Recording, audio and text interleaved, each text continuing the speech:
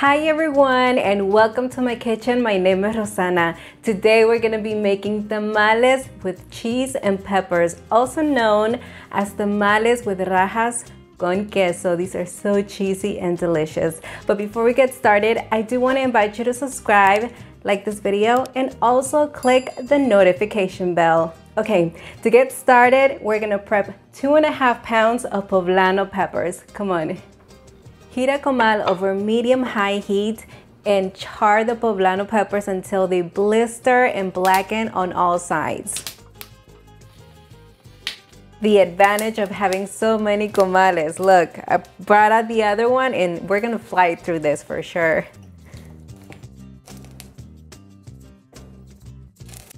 Awesome, all of the peppers are done. Turn this off. And I have some plastic wrap. What we're gonna do is keep these enclosed. That way they sweat and all of that skin loosens up. They're gonna be so much easier to peel. If you don't wanna do it this way, you can also do a Ziploc bag, totally optional.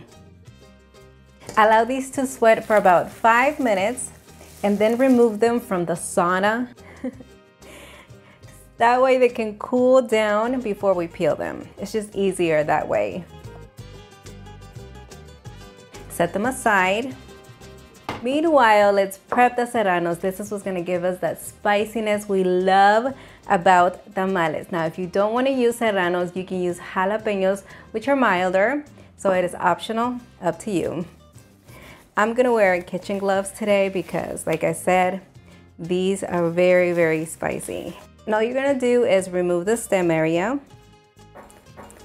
and quarter them lengthwise. If you wanna remove the seeds, that is completely optional as well. It'll help with the heat. You'll need about 10 of the serranos. Now set them aside, they're ready, because we need to peel the poblanos. And it should be pretty easy to peel. It should come right off, look at that. For all of you that want to see Nelson help out when I cook, today is your day. Oh, don't look sad, look excited. You're about to peel some peppers. Thanks for the suggestion. Now he knows how to do this. You have no idea how much of a fan I am for poblano peppers, charred like this.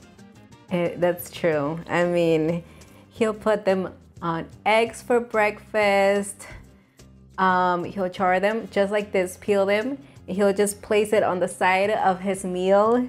Yep. Like the love is real. They taste so good. I think I've earned the right to be on the taste test today. All right, I guess you did. We're done, thank you so much. For the record, I did peel what, 3? I think I did peel 3. You did good. Let me keep on recording. Wash your hands.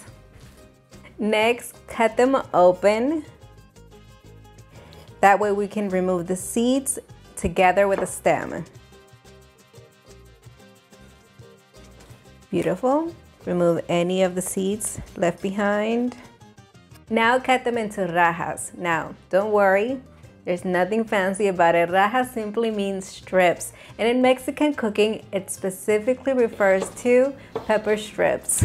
Feel free to wear kitchen gloves. I took them off after the serranos. I'm kind of regretting it at this point because these poblanos came out spicy. When working with poblanos, you have to know that the heat may vary. Mainly they're mild in heat, but you can get the occasional spicy one. It is time for the cheese. I'm using Oaxaca, one of my favorite types. Now, if you don't have some, you can't find it, mozzarella will do the job, and simply grate it.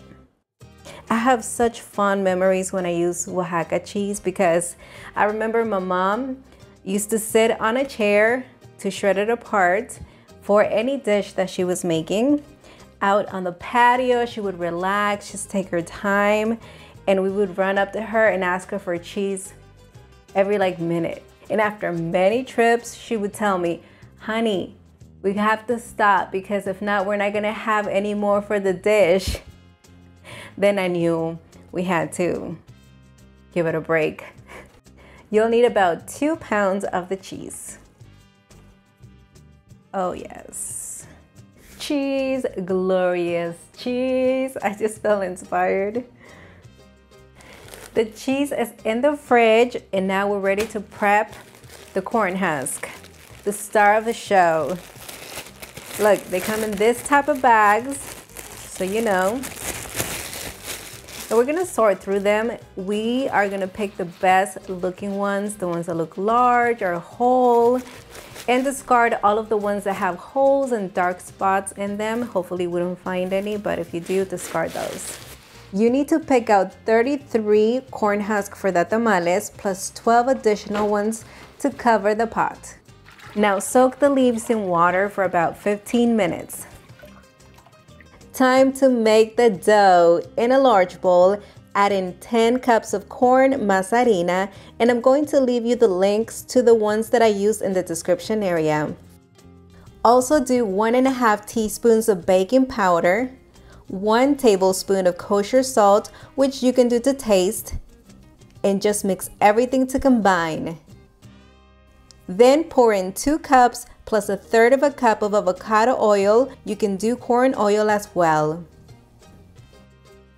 And knead the oil in with the masa harina. Now in previous recipes you've seen me incorporate a mixture of shortening, lard, and oil when I do this step right here, but you have requested for me to make the dough with just oil, and I'm here to deliver. You know, talking to my mother growing up, she used to make tamales with just oil. Lard does add a lot of flavor, but I grew up having them just like this, and I love it. At this point, it feels kind of like wet sand. Pour in 7 cups of low sodium chicken broth, and you want to do this gradually.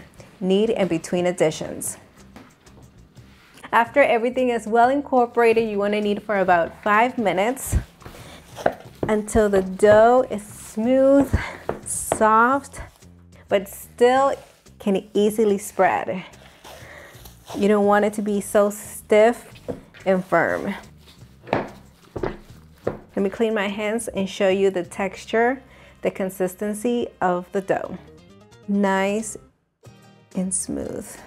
Now, if the dough turns out too wet, you're gonna always add more masa in small amounts until you reach the desired consistency. And if it's too firm, you can always add more broth to loosen it up. Okay, now that it's ready, cover it with a damp paper towel just to keep it from drying out. Because we have to get back to the corn husk, I haven't forgotten about them. Rinse and remove any corn silk. It's time to make tamales. Everything's ready, the dough, the serranos, the poblanos, the cheese, and the husk. So let's get a nice looking one. And grab some of the dough. I like to roll it into a ball first, then flatten into a disc. Grab the husk and place it right in the center and start spreading in all directions. By the way, you can also do this on a nice flat surface. It's easier for you. Very doable. When spreading across and bottom, stop before you reach the end of the husk. When spreading towards the narrow top, you want to stop a little over midway. Now it's time for the cheese. You want to do as much as you like, but of course keep in mind we want to be able to close them. We can get greedy at times. Add the poblanos, and I'm just gonna do 1 serrano because they're spicy. Fold one end over the opposite side and gently press to secure. Peel the husk away. Now fold over the opposite side, press lightly, tuck the husk, and roll to wrap the tamal. Feel where the masa ends at the top of the tamal and fold downward. Pinch the bottom to make sure it closes as well.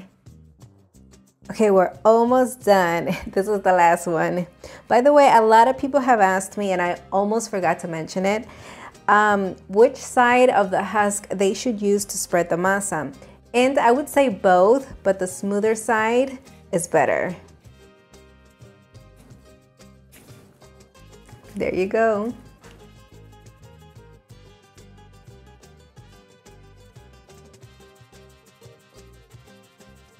We're ready to cook. Place a steamer pot over medium-high heat and add about 1 inch of water. I also have my base already inside the pot. While the water reaches a boil, start arranging the tamales inside the pot. Make a T shape with 3 tamales. And you want the open side in the center. Now arrange the remainder of the tamales on the empty spots wherever they fit best, and just lay them so that the open side faces up. As you arrange them inside the pot, just be careful because the water is in the process of boiling, so there may be some steam, but you should be fine. Just keep that in mind. All right, the water is boiling. Take the additional corn husk and cover everything.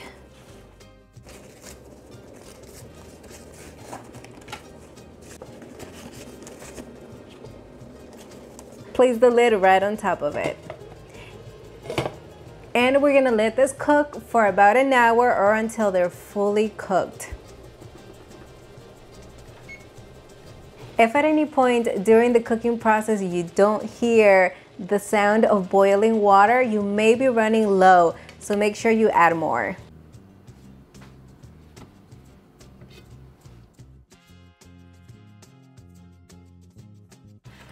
I think the tamales are ready, but let's test one out.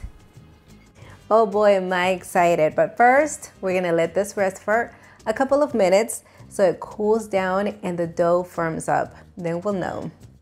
And the tamal should come off really easily. It shouldn't stick to the leaf. The only thing that should be sticking to the husk is the cheese. Yep, and look at that. Oh, so smooth, so soft. It is fully set and smooth, which is a great indicator that it is fully cooked. All right, let me open this bad boy up just for you to see.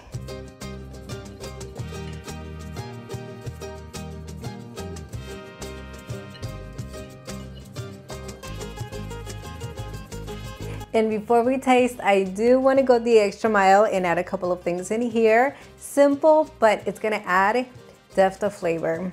You can serve this with a little bit of sour cream, queso fresco,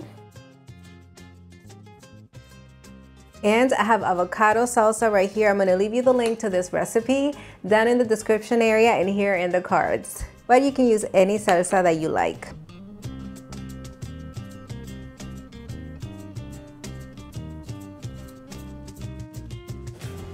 When have I not been ready to taste? You're on time. All right, so grab one for now. It looks so good, don't they?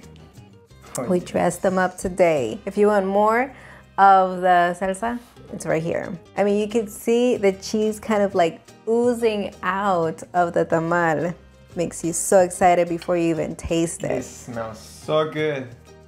It smells really good. All right. Let's taste.